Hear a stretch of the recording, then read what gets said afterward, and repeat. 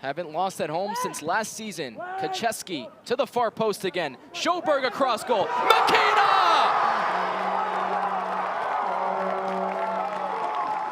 It's relief for Syracuse and despair for Temple. The Orange equalize. But we're saying that McKenna hasn't been involved in the game enough, but Booster Schoberg at the back post got the better of his man, and then McKenna against two Temple defenders gets the crucial goal to level it at 1.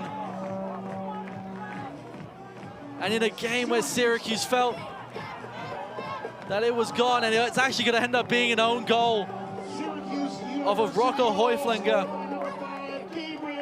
And even worse, Baselli and Leader coming towards Gabriel McKenna. What a moment for him.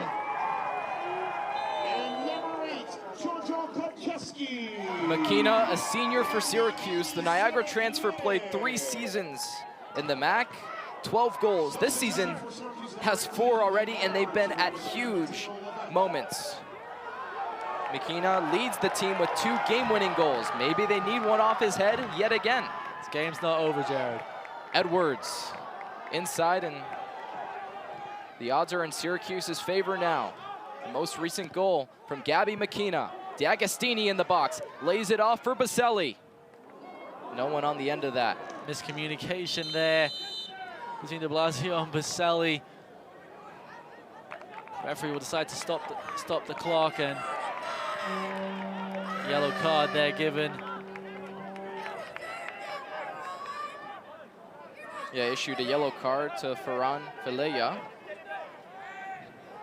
He's played the most that he's ever played in a Temple uniform thus far. It's only his 2nd appearance, but in his 5th year after playing 4 years in the lower divisions of Spain before making the trip across the pond. And head coach Brian Green, you're not shivering in your boots at all, but you are a bit worried. The objective for the Owls, hold on to this result now. And even if it ends 1-1 for Temple, that is still a massive result. But Syracuse have the momentum with them at the moment. Temple's last win against a top 10 team was 2021. They triumphed over number 2 SMU. That basically out of the window now. Just want a point at least, or maybe something here. One last fighting chance for the Owls. Felix Evold squares it up top, a shot and a goal! Rocco Heuflinger. Absolute scenes for Syracuse. It's Temple back on top at the death. Incredible, absolutely incredible. What a finish this is. First time, top corner. Heuflinger take a bow. An absolute stunner to end an absolutely incredible game for Temple. 89 minutes on the clock. What a moment for Rocco Heuflinger. Heuflinger with his first career goal in a Temple uniform. And things have completely shifted for head coach Brian Green. There's a yellow card issued to the bench. After the celebrations, players entering the field as well.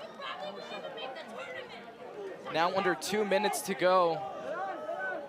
After Syracuse was vying to get ahead in this one, Temple still has a chance to get a win against a top 10 team. Would be a turning point in the first year of head coach Brian Green's reign. Spent 4 years as an associate head coach at Louisville. He knows the ACC all too well. And the experience of guys like that, and Ferran Vilella, a 5th-year player, supplementing this young team that finds itself ahead against Syracuse. The defending national champions with 11 jerseys forward, well, maybe 10, if I can do my math, but they'll reset all the way back with Booster Schoberg. Only 90 seconds to grab a draw for Syracuse. Deep cross, Riley safely collects. And he will take every second he can. Get the ball as far away from his goal as possible. And for Temple, who we thought couldn't get back into this one, couldn't grab all 3 points. Set up for Baselli. Riley gets back into his goal. Edwards with the toe poke. Kalukian inside, and Edwards, after the advantage played, wins a free kick right outside the box. They need to be quick here, Syracuse. They don't have a lot of time. The clock's still running. 45 seconds on the clock. Late challenge in the end on Nate Edwards. Referee has now stopped the clock at 42.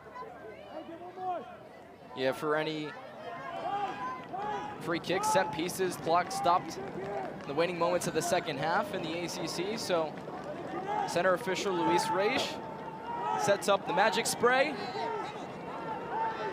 Kacheski with one of the more important free kicks of the night. All 10 field players in the box for Syracuse. Kacheski, just wide.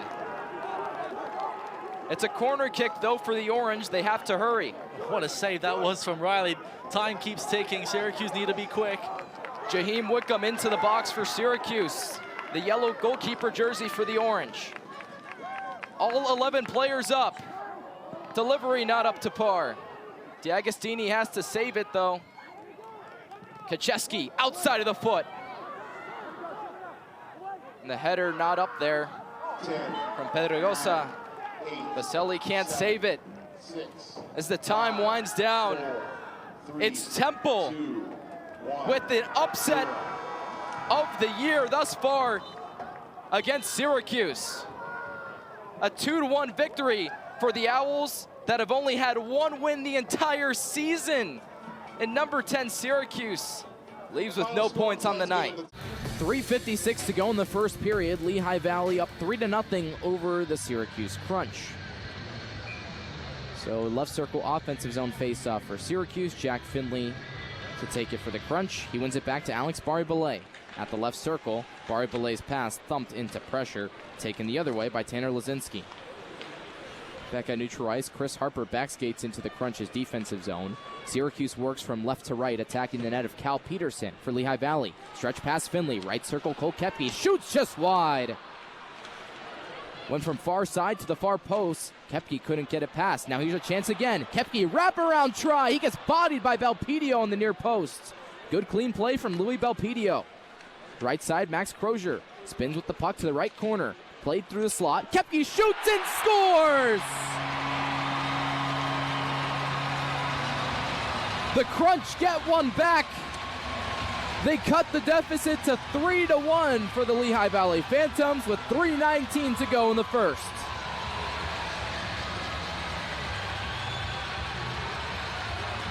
Who else but Cole Kepke? He's the leader for this team since the start of the new year, but also the second leading point getter on this team. He's gotten 33 of his 36 points since the turn of the new year after his recall in Tampa Bay. So the Crunch gets some life in this building. Thank you. That's what the fans are saying, imaginatively. They're down 3-1 now with 3:13 to go in the period. From center ice, the Crunch push the puck into the offensive zone. To forward line of Walter Morella with Felix Robert. He's on the puck now. Shoved away from it as Morella forechecks.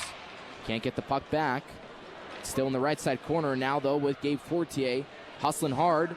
Dislodges it for Phil Myers. To the left point now, Quinn Schmiemann. He bobbles the puck, hacks the puck in, and Walter Morella spins for free from pressure. Played into the right side. Phil Myers pinches in, but Syracuse can't keep the puck in. Cleared all the way down by Lehigh Valley.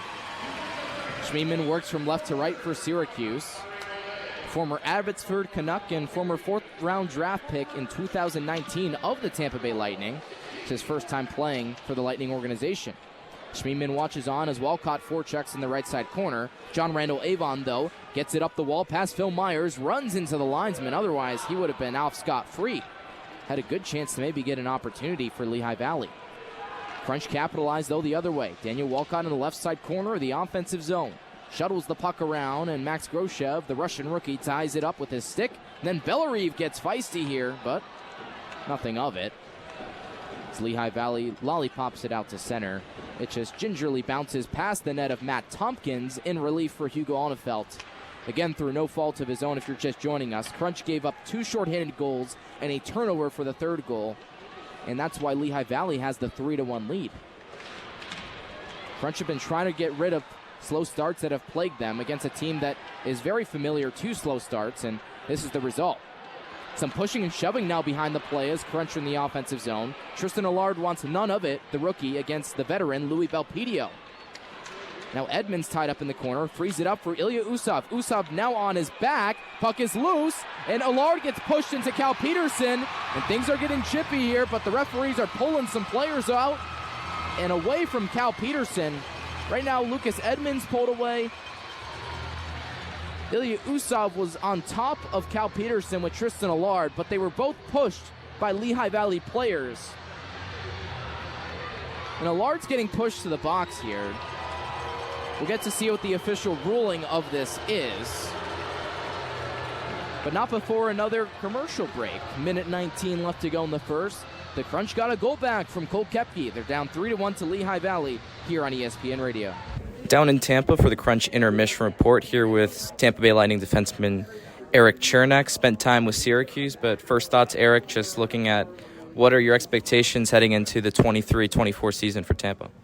I feel like the expectations are always high, always better than those the previous years. You just try to be better in all areas on the ice, try to help the team and just be a better player, and have a better result. So that's what I'm looking for. And so far the training camp was good, and tomorrow is the first regular season, so can't wait and kind of excited.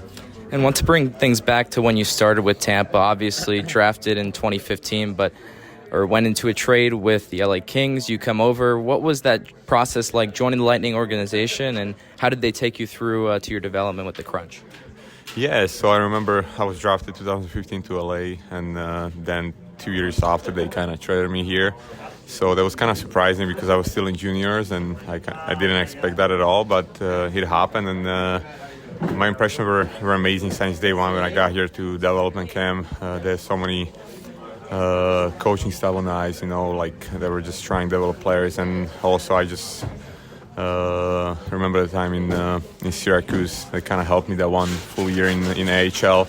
The coach was pretty good there. He kind of like taught me some good stuff what I could use in NHL. And also when I got here to the Lightning, it was just the players, like your teammates around you. They just make you a better player. They helping you. And especially I had Ryan McDonough, like my D partner, and he was amazing. So I learned a lot from him, and yeah, I'm just trying to do the same thing to young guys right now. Did it kind of help you when you got there to Syracuse 2017-18? Ben Grew was the first year head coach. You had Anthony Cirelli in his first season too. How did that kind of help you settle in and really perform?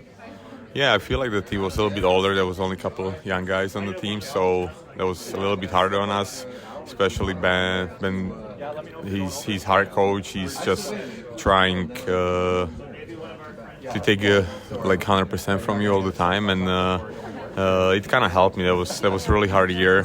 Practices were hard, games were hard, but it kind of helped me in my career, and it was just a smooth transition to the NHL from the AHL because of that. In that first season in the AHL, you were a plus 30. Your first NHL season, a plus 25. How do you think that development really helped you once you got to the NHL and got trusted after your second season in the AHL? Yeah, I remember my whole focus was in D zone. I tried to be really good in D zone, have a good gap, kill the plays in the D zone, and kind of just take the pucks away from the opponent team and go to offense. That was my main focus, and he helped me with that. He told me I should be aggressive, and I remember he was telling me all about the small details on ice, what we can do, what we can improve, and how we can help, I would say, my D partner or like all the teammates on the ice. So yeah, it was really good.